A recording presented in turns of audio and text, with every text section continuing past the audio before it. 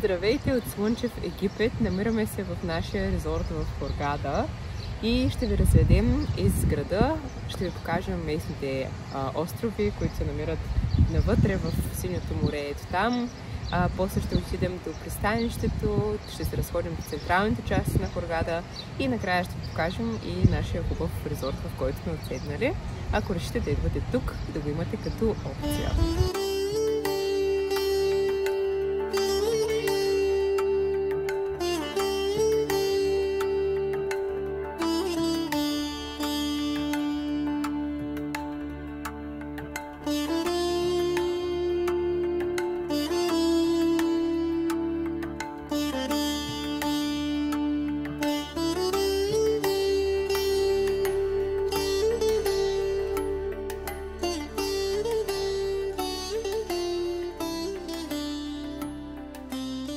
Добре дошли в нашия апартамент.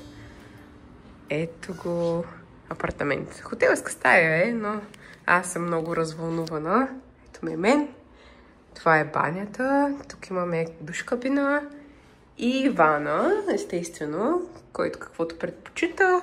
С Филип може да се къпим заедно, единия в едното, другия в другото. Така. Продължаваме напред. Ето ме пак мен. Ето я спалнята. Тази египетска картина горе много ми допада. И това там също много ми допада. Така, телевизор, огромна плазма има бюро. Тук има малко легленце. Мисля, че ако имате дете с вас, би било удобно. Мисля, че се разтяга. И Филип, ако можеш да се махнеш, Филипчо, да покажа гледката. Съжалявам.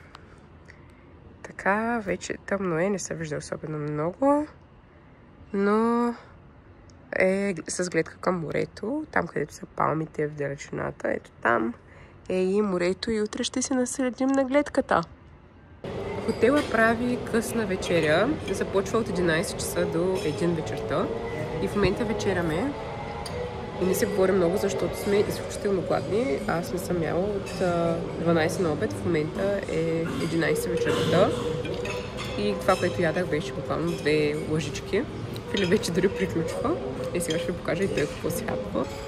То нищо не е останало от него всъщност, но пилешки хапки, оризче, салатки, нудли си взех аз, грах, много вкусен грах. И ще учим да си вземем някаква напитка след малко. След един ден пълноценна почивка на плажа, решихме, че е време за туристически активности и запазихме тази разходка с лодка до близкия остров Хула-Хула.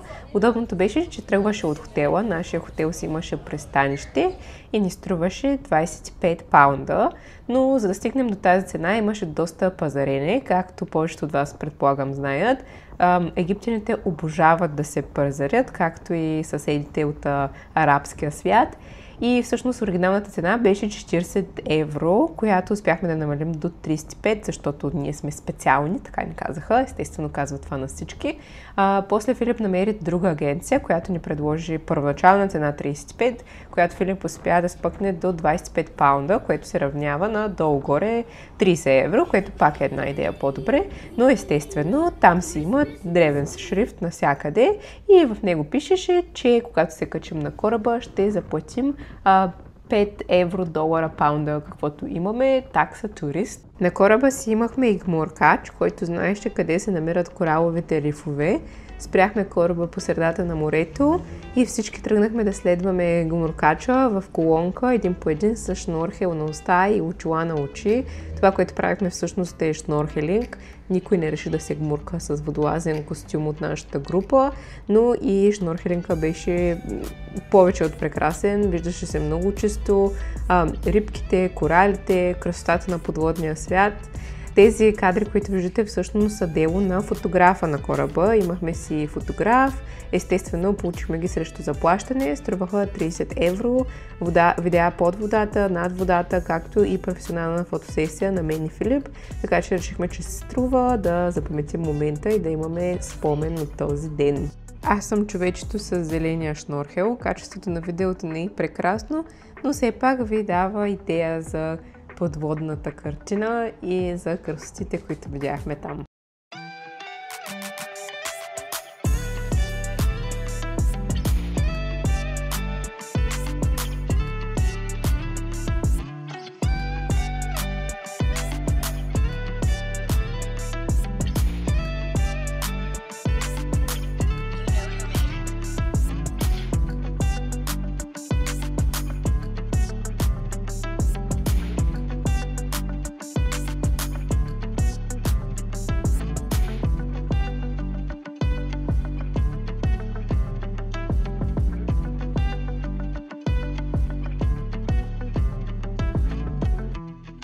До острова не може да се стигне с корабчето, на което бяхме и като цяло този размер кораби, а затова ни натваряха на по-малка моторна лодка, която ни закара до Кея.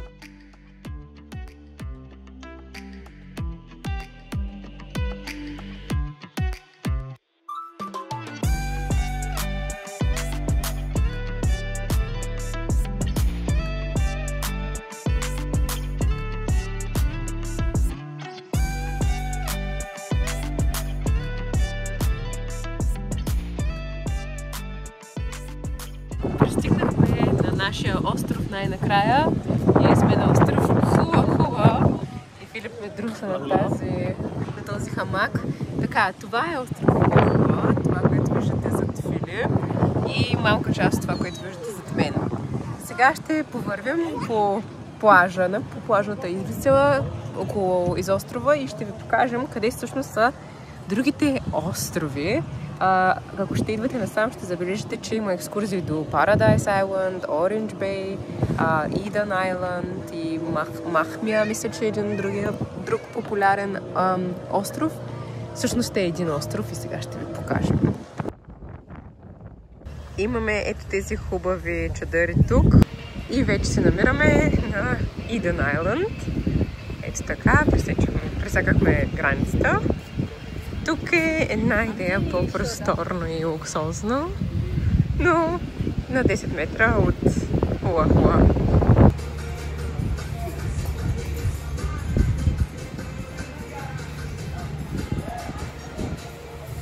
След около 5 минута разходка стигнахме до незастроената част на плажа. Виждате в далечината островите, от които дойдохме, в кавички. А тук е свободна зона. Някои хора казват, че този остров приличал на Малдивите заради белия пясък, почти бял и синята кристално чиста вода. Вие сами може да прецените.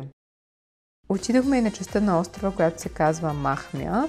Тя се води една от по-скъпите части. Предполагам заради гледката. Може да се изкачите нагоре и се открива ето тази прекрасна гледка към морето и съседните пясъци.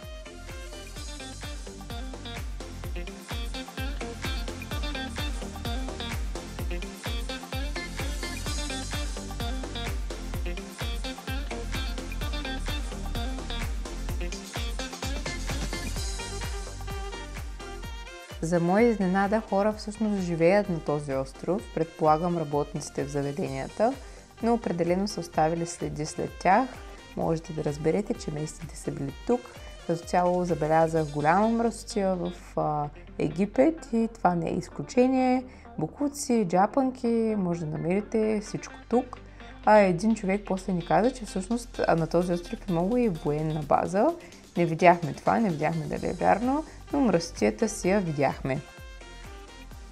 Тук исках да ви покажа коловете, които са сложили като врати на футболни игрища и също са очертали в пясъка границите на игрището и ми напомня за моето детство и как ние си измисляхме такива подобни игри от нищото. Нашето корабно приключение вече приключи. Намираме се в хотела. Лодката ни остави на пристанището в хотела, което се намира ето там. Ни е паркирана лодката, а нашата стая и хотел са ето тук. Много удобно, не губим никакво време. Беше много прекрасен ден. Хареса ни, изморени сме. Искаме да се приберем, да се изкъпем и да отидем на вечеря, защото започнахме да огладняваме и ще се видим по-късно. Хапнахме доста на нашата почивка. Имаше скара, имаше станция за паста, патешко. Всъщност знам, че много туристи се притесняват за храната, когато идват в Египет. Това беше и една от причините ние да изберем хотелът Хилтън, защото решихме, че тази верига не бих си рискувала репутацията с лошо качество храна и нямахме никакви проблеми през целия ни престой.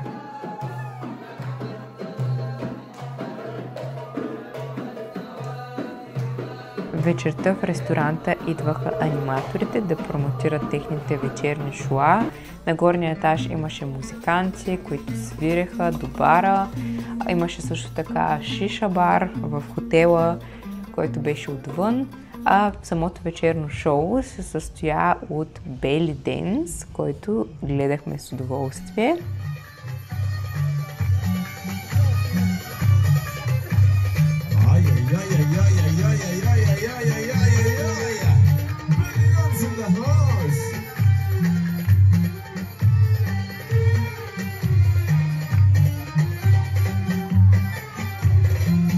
И танц, наречен танура, с въртяща се пола, който се изпълнява главно от мъже и символизира духовното извисяване и хармония с Вселената.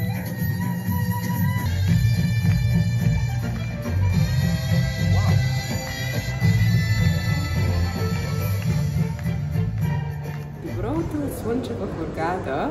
Днес ще вземем с нас на закуска да ви покажем различните опции, които хотелът Хилтън предлага, а те са много. Айде да вървим! Най-впечатляващото за мен беше станцията за понички, а това е това, което аз взех за закуска. Друго забравих да снимам, защото бях твърде гладна.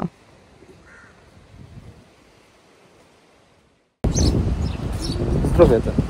И тук аз съм с моя приятелка с екип на Хилтън хотел, моята 4 ден с моя приятелка Майя. И много хубаво, много спокойно в хотел, няма много хора. Аз мисля на рекомендация на тебе да вас всичките на тук. Поздравям!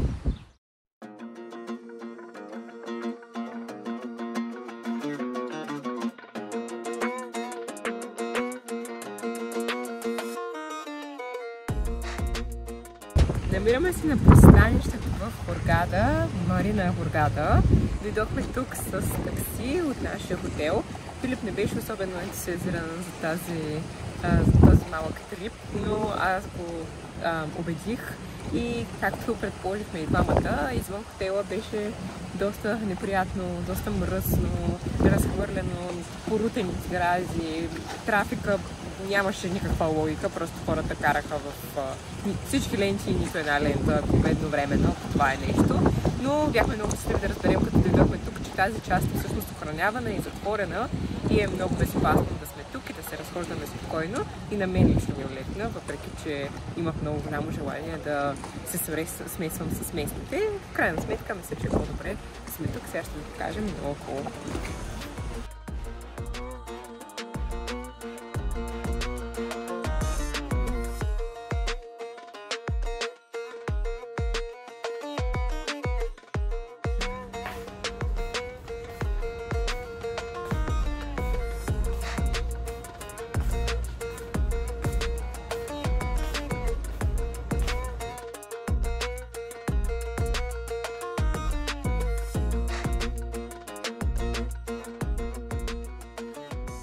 Тъкмо приключихме с пазара. Ето е трубата. Има и още в раницата на Филип. Ще ви покажа после какво сме се взели. Но да ви споделим нещо интересно, което се случи току-що. Седим си и поръчахме Uber. Същия начин, както го поръчахме на идване и ни струваше по-малко от 1 паунд. Сега го поръчахме и шофьора ни писа, че този трип ще ни струва 10 евро. Аз също за същия път платихме 1 евро по-рано. И да, ние отменихме този трип и сега ще ни вземе друг шофьор. Да се надяваме, че няма да ни вземат повече пари да се опита в колата, защото и това се случва.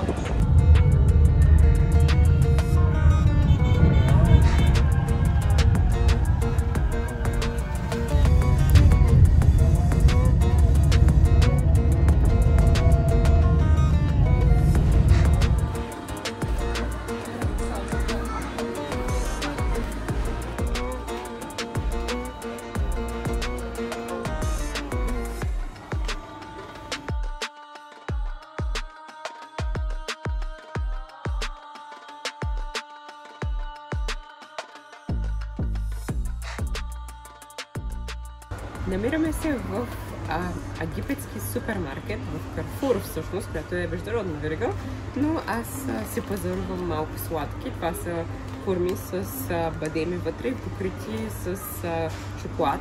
Пробвала съм преди такива в Дубай, много ми харесват.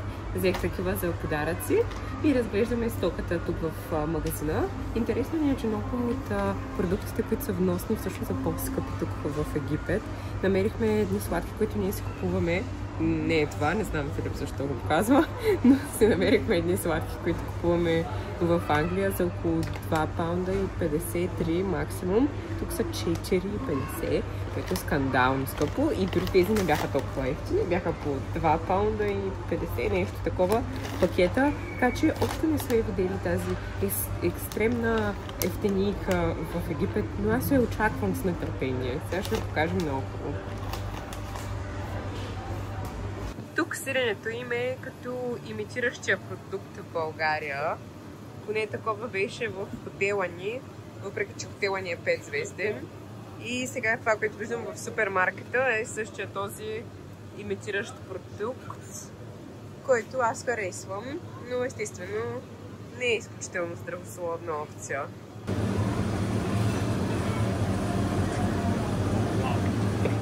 Върнахме се вече от пазара и сме в хотела и ред да ви покажа какво си купих. Започвам с задължителната покупка от всякъде. А това са магнитчета. Взех си магнитчета с котенца, естествено, моята запазена марка.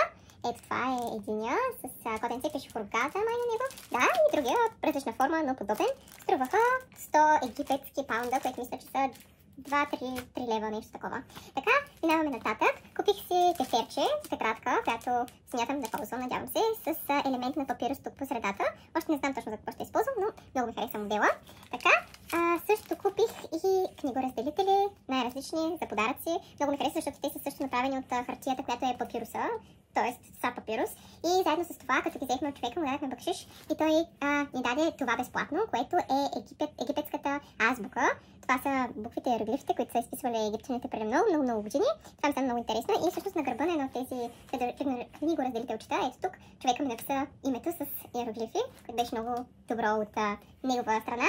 Така, продължаваме по-нататък с тези масла. Няма да ги отварям в момента, но майка ми заръча масла с щараусова мазнина или змийска мазнина. Аз намерих с штраусова. Миришат изключително силно и добре, че са усукани. Бяха сравнително скъпи, около 15 лева беше кутийката, но били много ефективни, уж да видим. Така, продължаваме с сладките неща. В ето тази кутия, тук с интересна опаковка, има египетски сладки, съм ги взела за почерпка.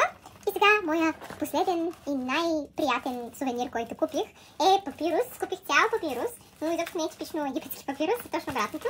Най-българския папирус, който може да видите, с Свети Георги на него. Когато го видях, се сетих за дядо ми, той е Георги, и реших да му го взема. Много оригинално е според мен. Кой друг може да каже, че има светеца си на папирус вкъщи. Много ми хареса. Това беше всичко, което си взехме от Хургада, за изключение на сладките, които купихме по-рано от супермаркета. Ще видим, можем да си харесаме нещо друго и от Луксор, но за сега това са покупките.